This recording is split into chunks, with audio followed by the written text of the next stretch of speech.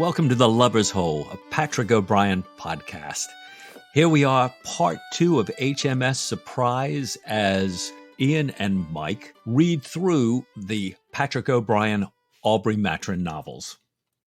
Last time, we looked at the beginning of the HMS Surprise story, really mostly based at shore, where Stephen is uncovering what's really been going on in his career and context as an intelligence agent, and also at sea, as Jack, still in temporary command of HMS Lively, has been engaging in action ashore and then goes to seek out Stephen on an extended intelligence mission in Minorca. Disaster has befallen Stephen. Stephen was taken, captured, tortured, and, against the odds, rescued in a daring nighttime mission in Port Mahon by Jack and the crew of the Lively. Stephen was horribly injured by the French, but is alive and has been brought back to London to convalesce, which is where we pick it up with Jack and Stephen. What does this novel have in store for us in the next couple of chapters, Mike? Yeah, we've got, as you say, Stephen's recovery, first in London, then moving up to Bath, where we run into the Williams family again. We pick up with Sir Joseph Blaine, who we talked about last week and in earlier books, and we cover a surprise that Stephen had for Sir Joseph, and now a surprise that Sir Joseph has for Stephen, and a surprise that Stephen has for Jack. Oh, this is great. I love surprises. I do. And O'Brien does such a phenomenal job of using this word at least, I think 150 times as we lead up to this. And this, as I look back on my, what everybody calls it, a circumnavigation, right? Rereading the canon, that surprise, surprise, surprise, surprise, surprise. And I don't think it's a really great spoiler to say that HMS Surprise is going to be important to our story. This ship's almost going to become a character in her own right. So we can spend some time this episode learning for the first time what she means to Jack, and then what she's going to mean to Stephen as well. Absolutely. And for you, natural philosopher fans out there, we've got everything this week. We've got vampires, we've got rats, we've got a sloth, and one of the most memorable lines of the canon. Oh, we have. Well, that's all still to come. But for now, what have we got? We've got Stephen in lodgings in London, convalescing and slowly recovering from his injuries. And we've got Jack helping him get about town with the assistance of Bondon and Killick, if I'm right? Yeah. And I think, I'm trying to remember, Ian, as we pick it back up here, that, Stephen had kind of no sooner gotten back to England than Jack, trying to help him out, gets arrested for debt. So we've got Jack a little bit out of the picture. Jack a little bit out of the picture in more than one way. I do like that we get two great Patrick O'Brien recurring ideas. The first is the recurring idea that whenever Stephen's any less than 100% in terms of his health or his happiness or his security, he is the meanest, most ill-tempered, most cantankerous person you could want. It's too true. And he hates that everyone's looking after him. He hates that everyone's stoking the fire and filling the coach with straw and offering him possets and neguses and potions and shrubs, and he wishes them all to the devil, but in a way that doesn't convince anybody. Nobody's having any of it. Stephen's going to get looked after whether he likes it or not. Now, Jack even complains to Mrs. Moss, the landlady. He says, I've tried to help him out. I've tried to look after him and nurse him. But this great Aubreyism, he's as obstinate as a bee in a bull's foot. Now, Jack Aubrey's got this habit, hasn't he, of using these sort of malaprop-ish misturns of phrase for really, really great comic effect. There are lists of them on the internet. There are lists of Aubreyisms. I have a feeling that we might have come across one that's not been widely written about, so I'm excited about that. That's right. So Stephen is as obstinate as a bee in a bull's foot. Pick that apart for us. What are the components of that? Well, it's funny, Ian. I like you, I looked all over for this one. I thought, we'll go right to the gun room. The gun room usually knows about this. No help at the gun room on this one. And what I did find, Spurgeon, some early Christian writers writing back, talked a lot about people who are unable to distinguish between the difference between a bee and a bull's foot. So I suspect that O'Brien has somehow pulled this out, but then in in the Aubreyism, as you say, Jack takes these little proverbs, these sayings, these wisdom things, and always gets them all twisted around here. Yeah. So he's probably got obstinate as a mule in one part of his brain, and it merges in another part of his brain with the bee and the bull's foot thing. Well, exactly. Yeah, we've got quite a few of these in the book, haven't we? We've got a later one that I thought was really funny as well. Jack at some point is going to get some payment for his action in the taking of the Spanish treasure ships, and the amount of money is not what he needed really to get out of debt. And he says, it's not what you'd call handsome, but a bird in the hand is worth any amount of beating about the bush. Don't you agree? Right. And yeah. So he's definitely got his Aubreyism game on in this book, I think. yeah, there's one I think that comes later as well that says Jack saying, and we'll give them a little more context later. It says, they won't be pleased, but they know we must catch the monsoon with a well-found ship, and they know they're in the Navy. They've chosen their cake, and they must lie on it.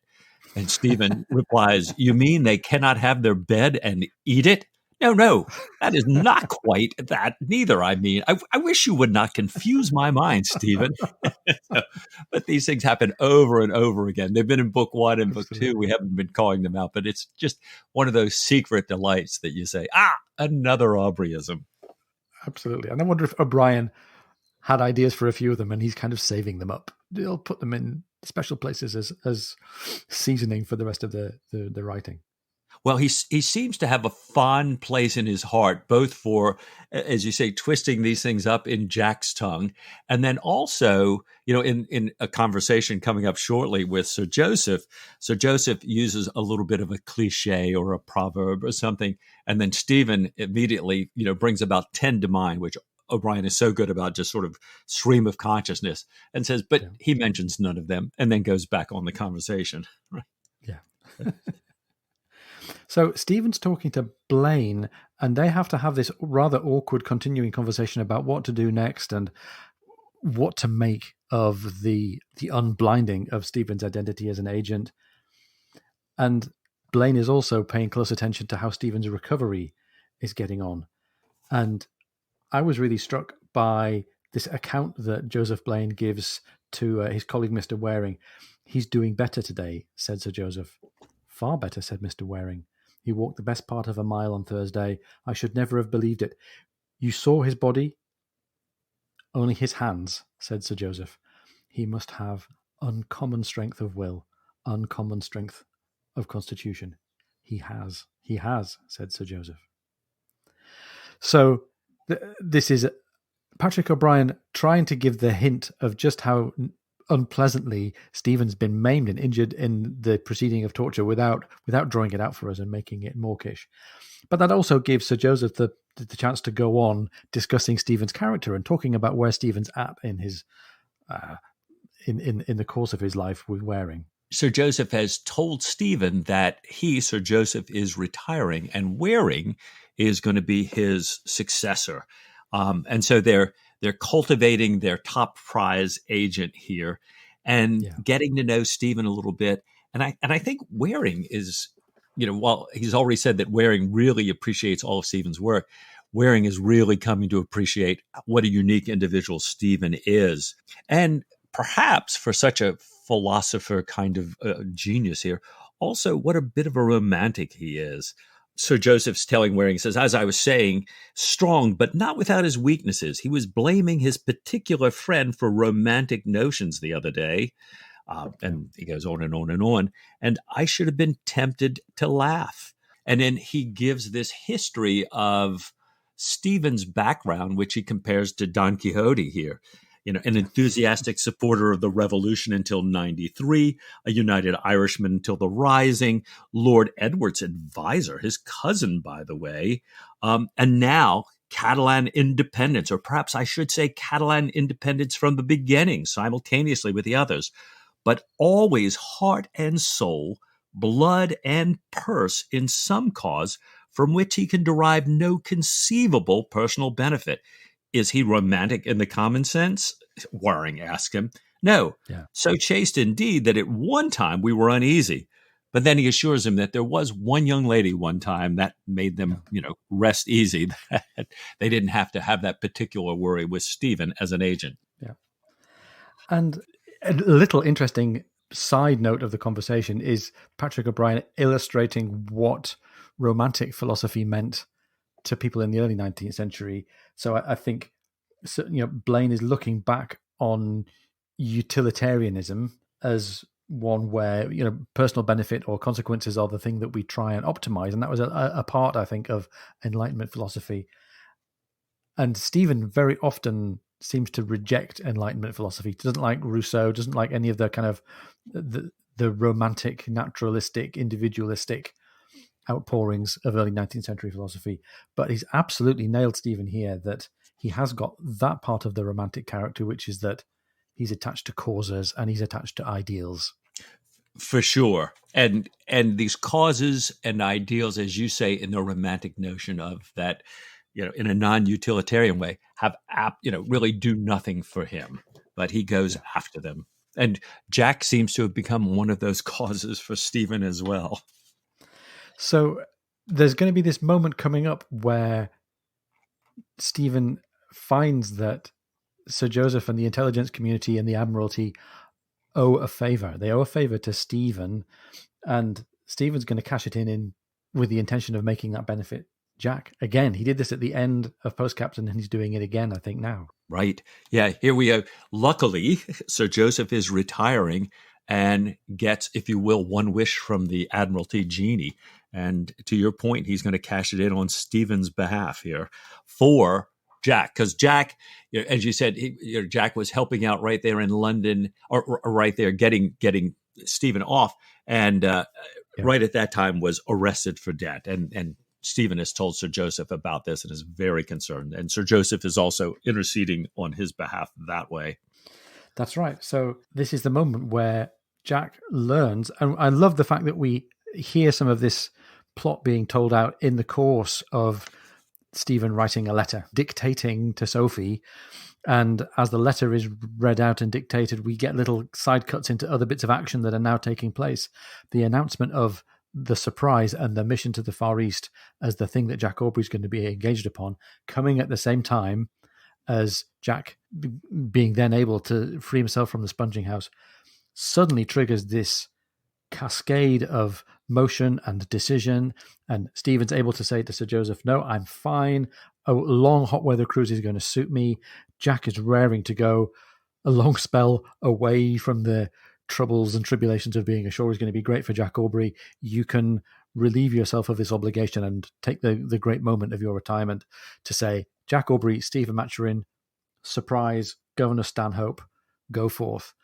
So all of the embarkation and preparation almost tumbles out of the storytelling at this point. And it's funny, and Stephen switched so rapidly from being a curmudgeon to being lighthearted and really funny and generous and kind as he's having this little kind of side conversation with Sophie.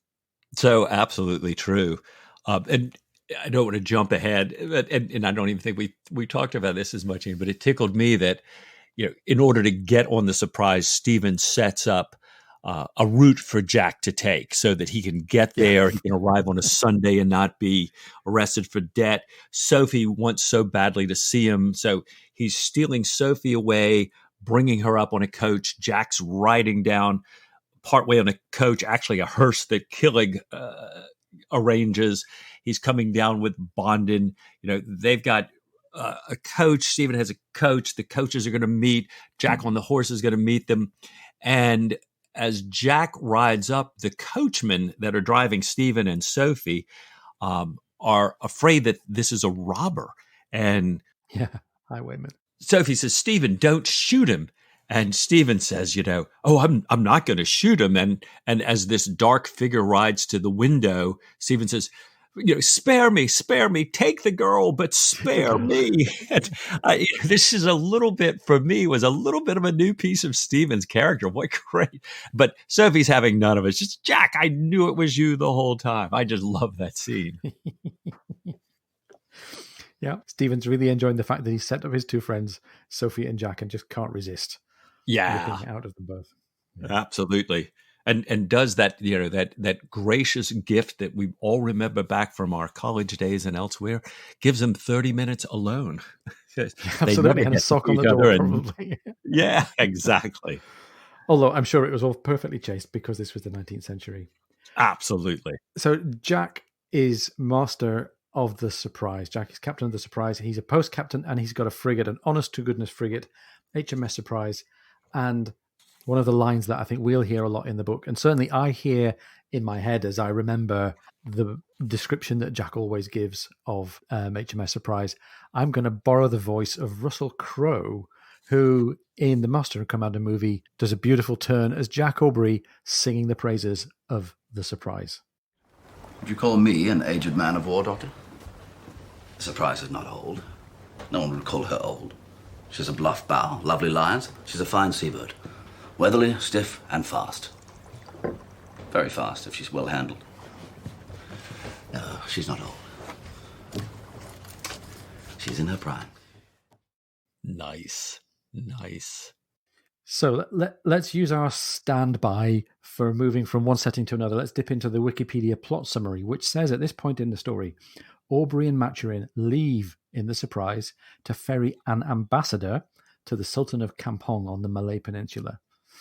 Aubrey hopes to find the French squadron commanded by Lenoir, who once took him prisoner. And sooner or later, Surprise is going to be caught in the doldrums, in the windless calms just north of the equator. Now, Mike, I noticed here that O'Brien uses this cinematic long-distance perspective trick. He did it in Master and Commander, and he's doing it again here. He gives us this God's eye view of Surprise and where she's set in the world. It's very, very beautiful as well, very striking image. He talks about the sun being overhead in Bombay at one instant, which is their destination where they're headed for as their interim stop. And at the same time, it's just rising in the Atlantic, just north of the equator, where Surprise is becalmed. And we follow the ray of light, which is casting its silent, deadening heat over Bombay. And that same ray of light is just breaking the dawn and lighting up the rigging of Surprise becalmed. And it's, once again, it's beautiful writing. It is a beautiful scene. And I felt just a little bit awed and also a little cheated. Like, what do you mean? We're already in Bombay? Oh, no, we're not. As a matter of fact, we are thousands of miles west. And there's a lot to happen between that thousands of miles west and ultimately getting to Bombay. There surely is. And we've got a new, well, partly new cast of characters as well. We've got some of Aubrey's old followers, and of course we've got Stephen and Killick and Bondon and the rest of them. We have a new lieutenant. We have Lieutenant Nichols.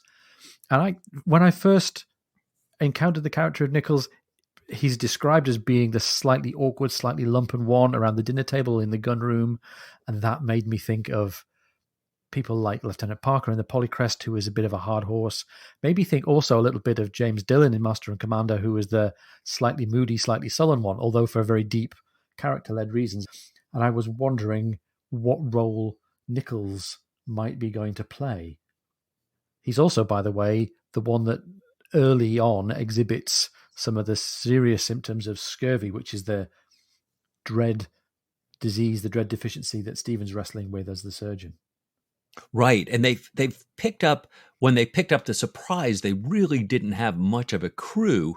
And so everybody pulled together, as usual, what they could get. And a number of them came off this ship, the Raccoon, which had been doing duty in the Americas for a very long time. And I guess walked straight off of that ship and onto the Surprise with no break. No break. And no reason, I guess, particularly to favor Captain Goldilocks Jack Aubrey with any kind of loyalty or anything other than dejection, really, if they've turned straight over from one ship into another. Yeah, tough life for sure. Yeah. And it's tough enough being becalmed. Can you imagine just kind of floating around still, in a patch of your own, shipboard waste, just hoping that one day the wind's going to pick up? And they gradually heave into sight of St. Paul's Rock, this really odd, isolated volcanic rock covered in bird dung and birds. And this is just part of the scenery to most of us. But for Stephen, this looks like an opportunity for a bit of natural philosophy. It really does. Stephen looks at this remote potential paradise untouched by human hands and is dying to go see it. But it's Sunday. And so, you Yeah. can't ask anybody to do any work on Sunday. That's right. And the person who offers to row him across is the sullen, dogged, surly, moody Lieutenant Nichols. And that, I guess, starts us thinking, oh, maybe now we're going to learn something about Nichols and the role that he plays. And he's obviously at a relatively low point, if it seems like a fun distraction for him on a Sunday, on his day off, to get in a boat in the hot sun and row this slightly weird Einstein fella, the philosopher surgeon, out to this hot, stinking, isolated rock. So if that was his idea of a fun distraction, his life and his mood can't have been great to begin with. No, and it's odd because you think, Nichols says, "Oh, I'll take you." When he overhears Stephen asking Jack to ask somebody to take him, and Jack says, "You can't because it's Sunday." And you think, well, I wonder what's going to happen. And Stephen is starting to start a conversation with him. Nichols doesn't seem to be paying any attention to it. Stephen kind of goes back to thinking about studying his languages of India and his grammars there. And you're kind of wondering, where is this going? And it's headed towards confession. And we use this word confession about this conversation in a couple of different instances.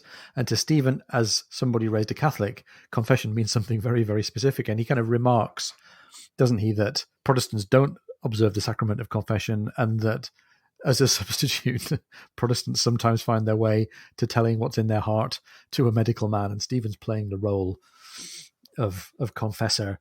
And Nichols says, I tell you what it is, I can't bear it, this long, slow death. And I think at this point in the conversation, it's not clear what he means by the long, slow death. But he goes straight on to explain he was ashore from the time the Euryalus paid off until I was appointed to the Surprise, and I had a disagreement with my wife. And we don't get the details of the disagreement, except that there's just this deep, bitter wounding. This wretched guy has been trying to make amends. Stephen remarks to himself that he's heard the story before, and we hear about this. The civil imitation of a married life, guarded words, politeness, restraint, the blank misery of nights and waking, the progressive decay of all friendship and communication. And this is just desolate. This guy is right at the end of his tether. And Stephen is the person to whom he confesses it. And I don't think it's entirely a coincidence that this is the nature of the confession and that it's Stephen to whom he's confessing. No. It's funny looking back. There's been a little interaction between Jack and Pullings early. Jack saying, "Pullings, do you want to come? Oh, but won't your wife be upset?" And we're getting little commentaries on marriage. And now here with Stephen's thinking about prior confessions and then Nichols' confession here, this is like you say, pretty tough stuff here. Very desolate, very unhappy. And so unhappy that Stephen's anticipating that Nichols might later on regret having unburdened himself. And he says, regular confession is more formal, less detailed. So this was far less satisfactory in its unsacramental aspect. At least a confessor was a priest for his whole life, whereas a doctor was such an ordinary being for much of the time, which makes him difficult to face over the dinner table after such privies. And again, I think there's a little bit of the regret of the intelligence agent there. Once you know the dark side of a person and their character, it can be pretty hard to see them again in everyday life. And he's wondering whether Nichols and maybe also Stephen, are going to feel uncomfortable after this unburdening. Yeah, how is it going to be sitting around the gunroom table with him day in and day out? And again, with the story takes a really strange turn. Again, in typical Patrick O'Brian style, it's very matter of fact. They're ashore. Nichols takes shelter under some clothing stretched between two oars for a sun canopy, and Stephen is botanizing. And then this massive squall hits the rock, and by the way, also hits the ship. And there's this blinding storm of spray and seawater and rain. And the storm clears, and Nichols is gone. Yeah.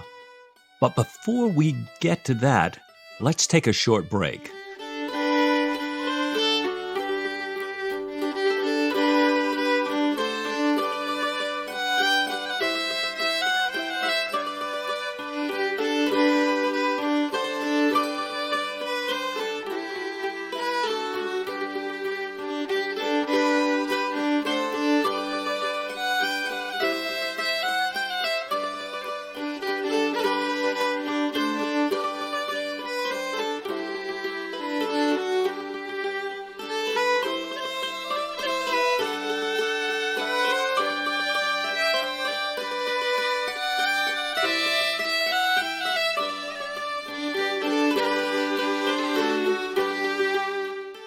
Welcome back. You're listening to Mike and Ian on The Lubber's Hole, a Patrick O'Brien podcast. Yeah, and we know that from this what little description we have is Stephen's running around on this rock, that nothing grows there. There's no water there. It's pretty sheer. It seems like that, there was no way up on the one side. They had to row around to the other side to kind of get some handholds. So it's pretty desolate stuff, just completely covered, like you said, with birds and their excrement. But now, as you say, after this horrific storm, no Nichols, no boat, and as Stephen kind of looks around, which is a little endearing, he goes around a couple times trying to find Nichols. Yeah. He also realizes, climbing to the top, he can't see the surprise either. So I used to wonder a lot about this, that we never really uncover, there's no investigation into what might have happened, or even speculation in Stephen's mind about whether Nichols chose to just drift off somehow and let the storm take him, or whether it was an accident, or whether Nichols was resigned somehow to his fate, whether this was a suicide. And I wondered about that. And I think I also later realized that this was a moment for Stephen to be told some things about what marriage and a relationship might involve on the dark side of a relationship between two people. And also then, as a result of this, or around this confession, and as a result of this extreme environment that he's been exposed to somehow be cured. Because he gets back aboard ship, of course, he's rescued by the barge, I think, pulled by Bondon and a bunch of the crew members. And we have this very light-hearted reunion. And Stephen describes now how, having been parched and rained on and starved and dehydrated and burned almost to a cinder on this rock, that his physical injuries are almost renewed. He's almost become a phoenix, if you like. And there's something about this conversation in the episode of The Rock that O'Brien wanted us to use as some kind of catharsis for Stephen. And the scientific part of my brain thought, I really don't believe that any human being has ever been cured of terrible, physical injuries by being doused and dehydrated and burned and then brought back to life. I just can't believe that's a real thing. But of course, I think O'Brien must be talking to us about this, not in the sense of natural philosophy and Stephen's medical history, but in a sort of magical, realistic way, saying Stephen went through this so that he could recover from the wounds of torture and then begin to carry on the rest of the story, changed in some way, but restored in his physical capabilities. Yeah, and it's interesting because Stephen has been saying all along in this book to a multitude of different characters, I'm a salamander. I just need to be baked by the sun. It's that super heat that will revive me. And so there is this notion of magical realism. There's also a little notion of, as O'Brien does sometimes, Stephen in the early 1800s believing what he believes is a natural philosopher, almost kind of creating his own placebo and then getting washed ashore on it. That's a really good image, creating his placebo and getting washed ashore. I like that. So maybe, and you and I've talked a little bit about this episode and the idea of the surprise, to keep going with the heat analogy, is in some way a crucible for Stephen. He goes through this process of extreme heat and extreme deprivation and extreme pressure and emerges on the other side a bit transformed, a bit liberated and a bit made better, but also a bit transformed physically and spiritually. Very definitely. Yeah, and this links back to the point you made at the beginning. If Post Captain is about Jack's mistakes, this story is turning out to be about Stephen and his development and the mistakes that he might be yet to make and the mistakes that he's making day by day as we go along. Yeah, and he's got this, we talked earlier about he's walking and walking more.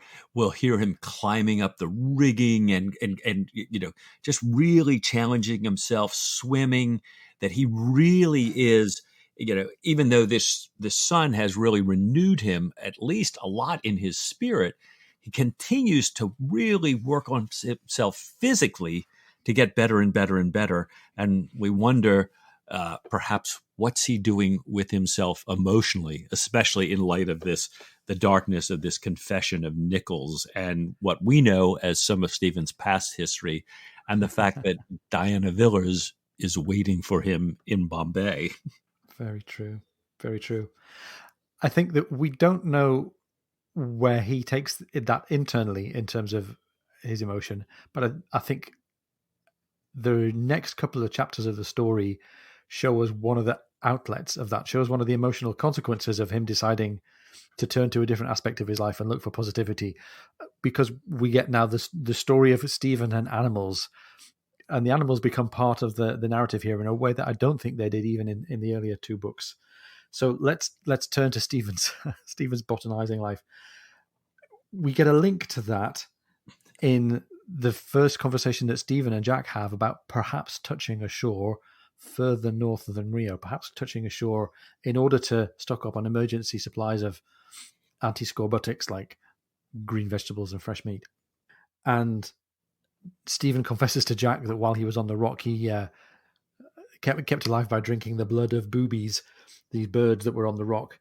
And Jack realizes that Stephen's also thinking that there are vampires in the forest in Brazil. Right. And right. vampires is kind of the slightly sarcastic word that Jack uses as a shorthand for all of the living creatures that Stephen wants to go ashore and collect and observe and make notes about.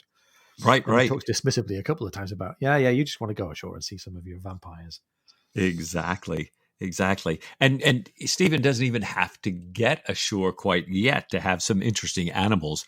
You know, we've heard leading up to this, before he got marooned on St. Paul's Rock, that Stephen had an experiment going. He has these rats that, as the rations were getting down a little bit in the ship, scurvy was starting to increase again, that they're low on rations, and the midshipmen, as we know from past stories, are eating rats. Well, Stephen says, he talks about his rats. They're saying about how the rats on the ship are not very well fed and everything. And Stephen's saying, well, he feeds his own rats ship's biscuit with lots of butter, and they're fat and they're happy.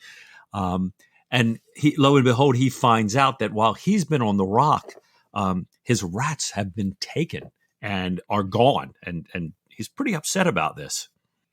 And he reveals to them, to his great delight, he revels in their discomfort at the discovery that he's also been experimenting on the rats and feeding them this red dye called madder. And madder is a substance that penetrates to the bones. It was used by naturalists as a way of measuring bone growth and bone formation in animals that became dissected.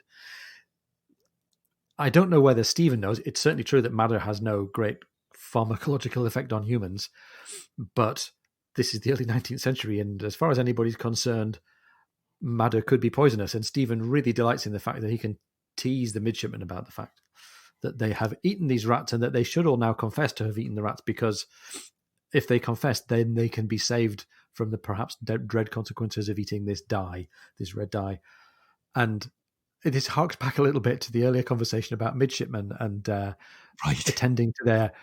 Jack has been attending to their mathematical education, and Stephen attends a little bit to their moral education by saying, well, you stole my rats, so now you're going to have to take some really unpleasant medicine while we clean your system of this madder. And I love the quote where Stephen sends a message to Jack saying, can the young gentleman be dispensed with for a few hours or perhaps a day? And Jack sends a message back saying, have him for a whole week as far as I'm concerned. That's right. So they get whatever kind of purgative they get. And later on, Lieutenant Hervey's complaining, why can't I get a midshipman? Babington says he's in the head. The other midshipman says he's in the head. What's going on? And none of them will meet his eye and confess to the fact that they've had several days worth of bathroom visits because of them being physically and morally cleaned out by Stephen in revenge for eating the rats. Well, they've wrapped up the rat problem, but the scurvy is continuing to have its impact on the crew.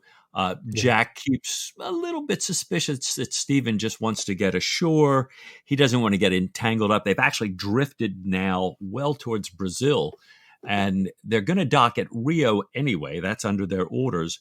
But Stephen shows a number of the patients to Jack and the effects of the scurvy Jack becomes quite convinced, and so convinced that he even returns and tells Killick he's going to skip the next meal after everything he's seen, and that they're going to stop, which now sets up another opportunity for Stephen to go ashore for some more animals. But Jack makes him swear, to give his oath that he will not bring back any vampires. And God bless him, Stephen's good for his word. Not a vampire was there to be found. Right. And from a distance, Jack sees Stephen coming back in the boat with some great hairy thing wrapped around Stephen. And thinks, what the heck kind of a vampire is this? And Jack is so mad watching him. He thinks it's some loathsome great vampire, the most poisonous kind, no doubt. And then he thinks, surely Stephen is going to, he's given him a sacred oath that, he comes up to the side, he'll be all upset, but he's not. He's just as happy as he can be. And Jack confronts him, and to which Stephen educates Jack a little bit to say, Jack, this is not a vampire. This is a sloth. And, he's just a wonderful one. Yeah. When Jack tells affectionate, discriminating sloth you can imagine. Yeah, I love that. Affectionate and discriminating. It's just beautiful. And apparently he's affectionate and discriminating, loving the world for everybody except for Jack, which is quite the moment there. That it says the sloth turned its round head, fixed its eyes on Jack, uttered a despairing wail, and buried its face again in Stephen's shoulder, tightening its grip to the strangling point. The sloth is clearly attached to many things, and most especially Stephen. Clearly can't get along with Jack, and we have no basis for this at all. There's this commentary about Jack. Jack's of a sanguine temperament. He liked people and was surprised that they didn't like him, and this readiness to be pleased was important for him. Seemed to remain intact as far as horses, dogs, and sloths were concerned, and it wounded him to see tears come into the creature's eyes when Jack walked into the cabin. He just wants to be loved. Exactly. He's a lover, not a hater. It's so funny. And the sloth has a very natural, very unguarded affection for Stephen, and maybe we're expected to believe that that's almost like the affection between a parent and a child. And we get to contrast that with the kind of affection that only eventually springs up between the sloth and Jack. Do you want to tell the story of how the sloth finally makes it into friendship with Jack? Oh my gosh. Well, Jack is trying everything to get on the good side of the sloth here. He gives him things to eat. He talks to him. He even attempts Portuguese, but nothing answers. And then one day, Jack feeds him with a little bit of cake dipped in grog. And it says they became good friends with a regular meeting whenever grog is served out. And, the sloth becomes really a bit of a lush here. And so Jack and the sloth are drinking together, essentially. And at one point, Stephen walks in. The sloth is curled up on Jack's knees, breathing heavily. The sloth has a bowl for his grog. Jack has a bottle. Stephen sees both of them empty and, is examining his sloth. And he finally realizes what's happening because he tries to hang the sloth up on his rope to sleep, and he kind of hangs on with a foot in one hand and the other foot and hand, are kind of falling off our we can remember from our the days of our youth where we might have been in this kind of position. And Stephen is just shocked. And one of my favorite lines in the canon, which you have to deliver. So Stephen looks around, sees the decanter, smells the sloth, and cries, "Jack, you have debauched my sloth." I just love this line. And I love the fact that, there are many animals that are talked about in all 2021 books, and the sloth has really got a place in the hearts of all of the people that you see writing and talking about online. The sloth is the character that people come back to. Every day I go on the internet looking for stuff about the Aubrey Maturin canon, and I see pictures of a sloth or imagery of a sloth, or I see a coat of arms featuring a sloth. It's like this is the animal that people took to their hearts, and it's very, very adorable. He's not going to be around for very long, but he's around for now, and he's absolutely part of this renewed, Stephen learning how to be okay with himself and how to be attached in a positive way. Yeah, yeah. And getting indulged a little bit in his natural philosophy as well. Absolutely. I don't want to miss the name of the sloth. Do you remember the sloth's name? The sloth's name is Lethargy. Lethargy. It's just so beautiful. I love Yes, that. and very 19th century as well. Exactly. If Jane Austen had a sloth, she'd call it Lethargy. I think that's very good. I can only imagine. Right. With an unscheduled stop, we've been briefly in touch with the land. We've managed to stock up the ship with lime juice and green vegetables and fresh meat. We've made friends with the sloth. We cross the line, and Governor Stanhope and his secretary get to see the celebration of Neptune coming aboard and all the slightly strange party goings on that happen on any ship crossing the line. And I want to say that I'm really enjoying how Jack and the Surprise are doing some what I would call blue water sailing. They've done lots of coastal sailing. They've been in the Mediterranean a little, but now they're doing a kind of sailing that calls for, I think, a new set of skills and strengths from the crew and from Jack, and also from the ship that they're embarked on. Because sailing long distances, sailing far, far offshore, challenges Jack's navigation, challenge the whole crew's seamanship, and he's got to challenge the Surprise herself as well. But it just seems that the bluer and saltier the water gets, the happier and the more capable Jack becomes. Even though he's far away from Sophie, there's that saying, isn't there? Salt water washes all away. Jack is in his element. I don't think you can say the same for the Envoy, though. No, the Envoy really is having a difficult time on board the ship, and seems to have had a few maladies when they started. Every time they get into rougher water, it gets worse. He gets very sick at sea, and this is going to be a long voyage. The Dutch now have the Cape of Good Hope after the last treaty, and so the Surprise has to sail below Africa to go east. So they've gone off. They've gone over. They touched at Rio. They're going to have to head down below Africa to go east to come back to India. They're in the roaring 40s. Yeah. Yeah. Even Stephen seems to know this. At some point he says, I suppose it's fair to assume that 45 degrees south latitude means that we're going to see a fair gale of wind. Yeah, and that they are. That they are. And I think the first feature that we get of being in high southern latitudes is albatrosses. And I love the moment where Stephen and Bonden, between them, notice their first albatross. Oh, I do too. As Stephen has, he's so excited about seeing an albatross. He's asked Jack about it. Jack's put an order out to the whole crew. Everybody's been telling him every time they see anything, but it's not an albatross. But Stephen, who, and another, again, some of this is the mistakes of Stephen in this book, but some of it is the goodness and kindness of Stephen. Stephen realized back in Bath that Bonden didn't know how to write. So Stephen and Bonden have been going way up into the rigging. Stephen's been teaching him how to write. Bonden's been writing, and he's gotten better and better and better. And today's the day that they're going to start working on verse. And Stephen is going to be reciting some verse. Bonden is going to be writing it down to practice his hand. And, Stephen goes into this whole beautiful rhyme about their voyage. And on the lunar world securely, pry by God, I believe I see the albatross. Believe I see the albatross, said Bonden's lips silently. It don't rhyme. Another line, sir, maybe?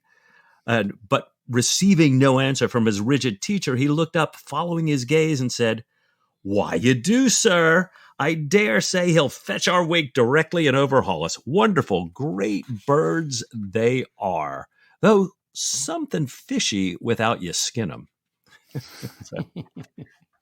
So the bird is food.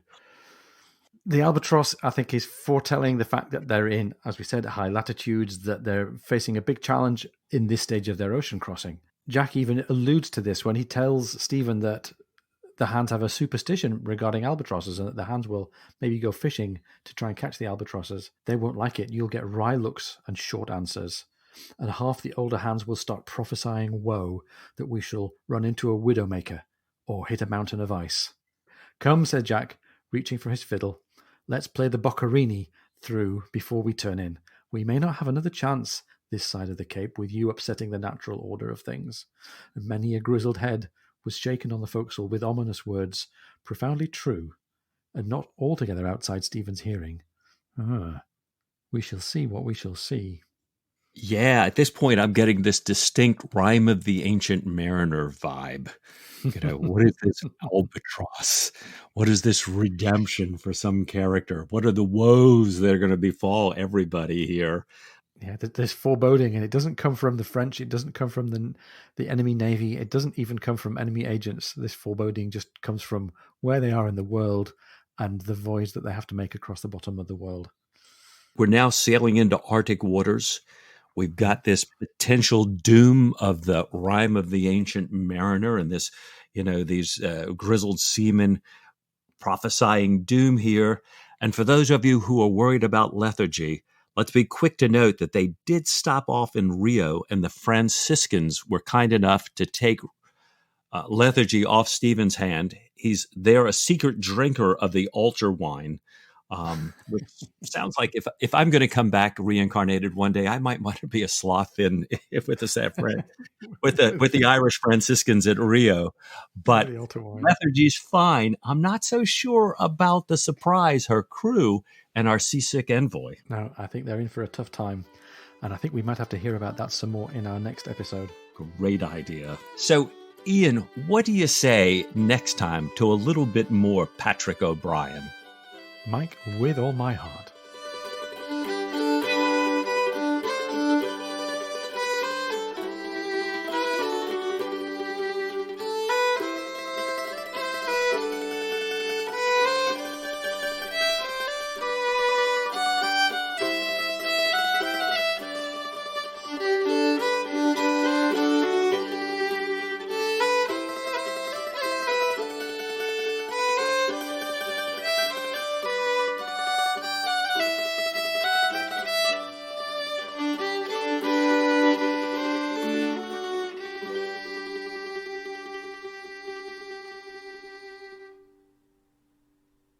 This is great. I love surprises. I love surprises. I do.